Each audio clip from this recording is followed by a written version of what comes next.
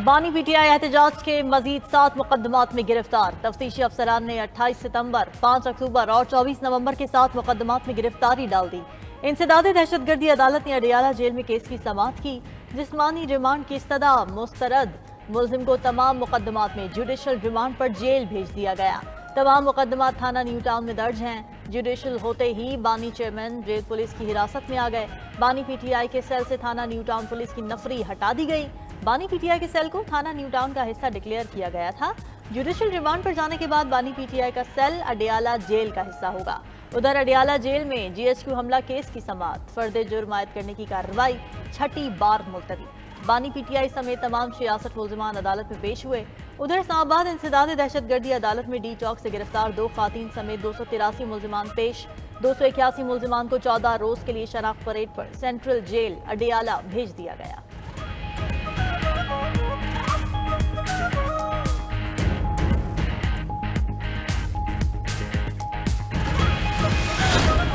साहब का पैगाम यही है कि आप कौमी असम्बली की इजलास को रिक्विजिशन करो। जो बातें होगी वो पार्लियामान के अंदर आपने इसका प्रोटेस्ट भी करना है, एहतजाज भी करना है, अपने सेनेट में भी इजलास रिक्विजिशन करना है, ईवानों में ये बात आपने उठानी है। बानी पीटीआई का पैगाम है, एहतजाज का मामला कौमी असम्बली और सेनेट में उठाएं। हमारे किसी से मुज़ाकरात नहीं हो रहे। चेयरमैन पीटीआई बैरिस्टर गौहर की मीडिया से गुफ्तगू। बोले, बानी को 26 नवंबर के वाक़े का इल्म नहीं, उनको रेंजर्स पुलिस और पीटीआई के 12 शहदा का बताया। बानी ने अफसोस का इजहार किया, जो सैकड़ों शहादतें कह रहे हैं, हम उनसे ऐलान ला ताल्लुकी करते हैं। गोली जिस तरफ से भी चली काबिल मजम्मत है। बैरिस्टर गौहर मजीद बोले, पार्टी के लिए तमाम लोग बेहतरीन काम कर रहे हैं, सबको डी चौक जाने का नहीं कहा गया था। फैसल चौधरी बोले, बानी पीटीआई की मालूमात तक रसाई रोकी गई, उनको किसी बात का पता नहीं था। आज उनको ब्रीफिंग दी। उन्होंने बुशरा बीबी और अली अमीन गंडापुर को खिराज तहसीन पेश किया।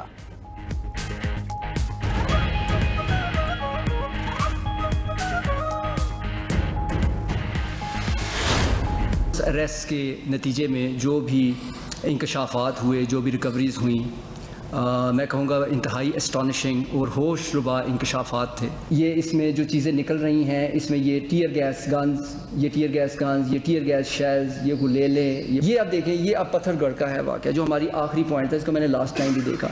ये आप देख सकते हैं कि ये टीयर गैस के शेल्स जो हैं, ये किस तरह हमें मारे जा रहे हैं। ये हम पे पत्थरगढ़ में ये अटैक किया गया। पीटीआई एहतजाज में पुलिस को सीधे फायर मारे गए। 147 एहलकार अभी तक जख्मी हैं। मुजाहिरीन के पास ब्राजील साख्ता शेल थे, जो हमारे शेल से 4 गुना बढ़कर थे और मुल्क में मौजूद भी नहीं।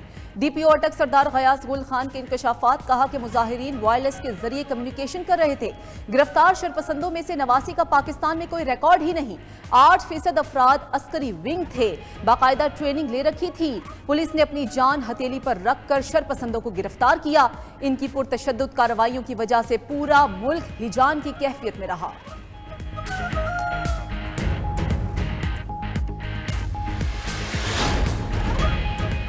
रियासत के खिलाफ मजमूम प्रोपेगेंडा पर हुकूमत का एक्शन। शरपसंद अनासिर की शनाख्त के लिए 10 रुकनी ज्वाइंट टास्क फोर्स तश्कील। Chairman PTA joint task force के सरबराह मुकर्रर, नोटिफिकेशन जारी। ज्वाइंट सेक्रेटरी दाखिला और इंफॉर्मेशन टास्क फोर्स का हिस्सा director cyber crime wing FIA और डायरेक्टर IT इंफॉर्मेशन भी शामिल।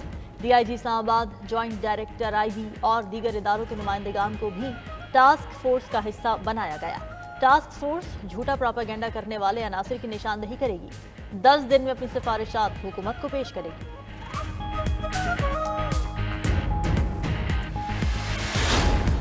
इनको मैं अपना मुजरिम समझता हूँ। इनके खिलाफ मैं इंशाल्लाह शहबाज शरीफ के खिलाफ, मरियम नवाज के खिलाफ और जो DPO अटक है गयास, उसके खिलाफ इंशाल्लाह ताला मैं जरूर पर्चा करूंगा।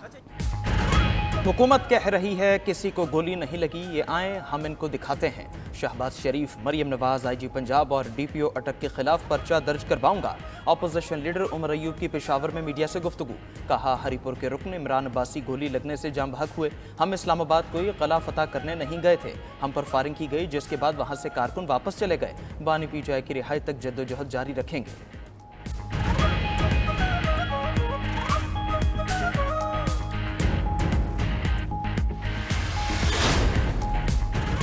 یہ کیسی گولیاں تھیں جو پی ٹی آئی کے کسی لیڈر کو نہیں لگی؟ کوئی پی ٹی آئی رہنما کیوں داد رسی کے لیے کسی اسپتال یا تھانے نہیں گیا؟ بشرا بی بی نے فساد پھیلایا، پوری جماعت صفائیاں دے رہی ہے۔ رہنما مسلم لیگ نون طلال چودھری کہتے ہیں کہ وزیر اعلیٰ ہاؤس کے پی اس وقت بھگوڑا ہاؤس بنا ہوا ہے، وہاں ہر اشتہاری چھپا ہے، انہیں پناہ دینے کے بجائے قانون کے سامنے پیش کریں۔ بیرسٹر عقیل کا کہنا ہے کہ جب بھی اعلیٰ سطح کا غیر ملکی وفد آتا ہے پی ٹی آئی کا انتشار شروع ہو جاتا ہے، اسلام آباد پر دھاوا بولنے کی اجازت نہیں دی جا سکتی۔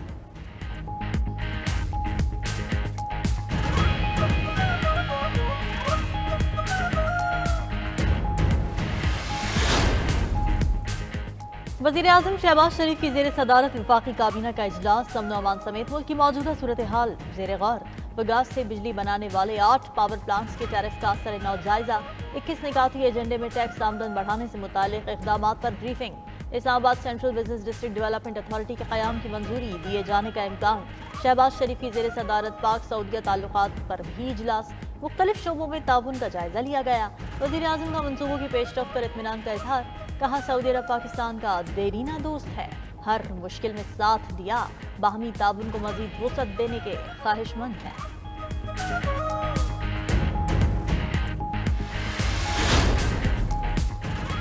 ملک میں مہنگائی کی شرح 38% سے کم ہو کر 5% پر آ گئی۔ وزیر خزانہ محمد اورنگزیب کی قومی اسمبلی کی قائمہ کمیٹی برائے خزانہ کو بریفنگ، کہا پالیسی ریٹ 22% سے کم ہو کر 15% پر آ گیا، نجی شعبے کا کریڈٹ بڑھ رہا ہے، عالمی ادارے بھی معاشی صورتحال پر مطمئن ہیں۔ وزیر خزانہ نے مزید کہا غذائی قلت سے 40% بچے متاثر ہیں، جب تک آبادی پر قابو نہیں پائیں گے اصلاحات بے معنی ہے۔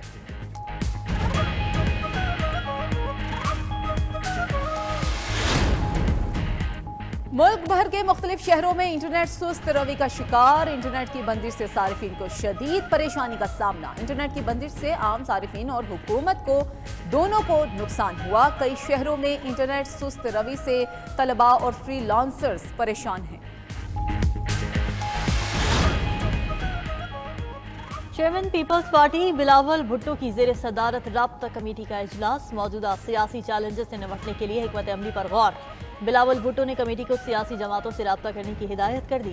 ملک میں بڑھتی دہشت گردی اور درپیش چیلنجز سے نمٹنے کے لیے اتفاق رائے کی عدم موجودگی پر تشویش کا اظہار۔ رابطہ کمیٹی کی سفارشات رواں ماہ کے آخر میں سی سی کمیٹی کے سامنے پیش کی جائیں گی۔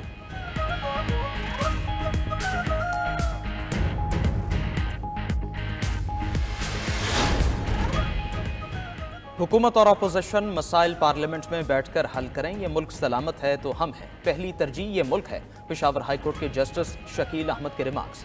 عدالت میں اپوزیشن لیڈر عمر ایوب اور ممبر قومی اسمبلی فیصل امین کی راہداری ضمانت کی درخواستوں پر سماعت۔ جسٹس شکیل احمد نے مزید کہا، جب کوئی ناخوشگوار واقعہ ہوتا ہے تو ملک کا نقصان ہوتا ہے، اگر کوئی سیکیورٹی والا زخمی ہوتا ہے تو وہ بھی اس ملک کا بیٹا ہے۔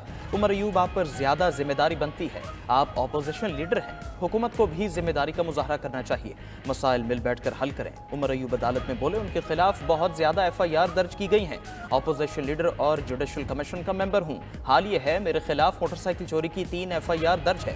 عدالت نے عمر ایوب اور فیصل امین کو 21 دسمبر تک راہداری ضمانت دے دی۔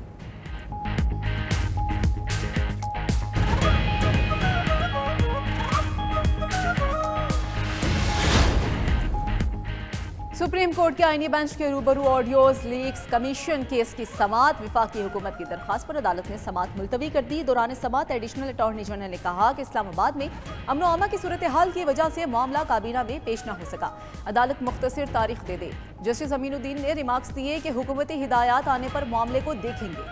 ادھر chief justice Lahore high court Aalia Neelum کی تعیناتی کے خلاف سماعت کرنے والا آئینی بینچ ٹوٹ گیا۔ جسٹس امین الدین اور جسٹس جمال مندوخیل کی کیس سننے سے معذرت۔ جسٹس جمال مندوخیل نے کہا کہ ہم دونوں جوڈیشل کمیشن کے ممبر ہیں، کمیشن کے 2 رکن یہ کیس نہیں سن سکتے۔ آئینی بینچ نے کیس دوسرے بینچ میں لگانے کا حکم دے دیا۔ جیلوں میں قیدیوں کو یکساں سہولیات کی درخواست بھی ناقابل سماعت قرار۔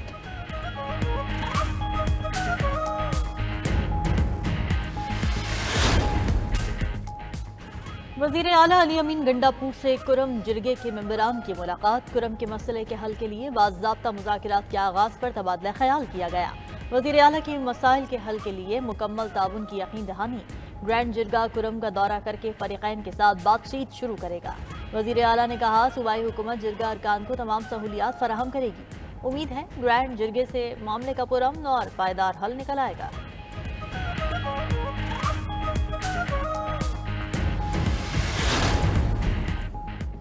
इसराइली फोर्सेस की एक बार फिर गजा में वहशियाना बमबारी, 24 घंटों के दौरान मजीद 47 फलस्तीनी शहीद, 108 जख्मी। 13 माह में शहादतों की तादाद 44,429 हो गई। उधर सेहूनी हुकूमत ने इसराइल की मसाजिद में आज़ान देने पर पाबंदी लगा दी।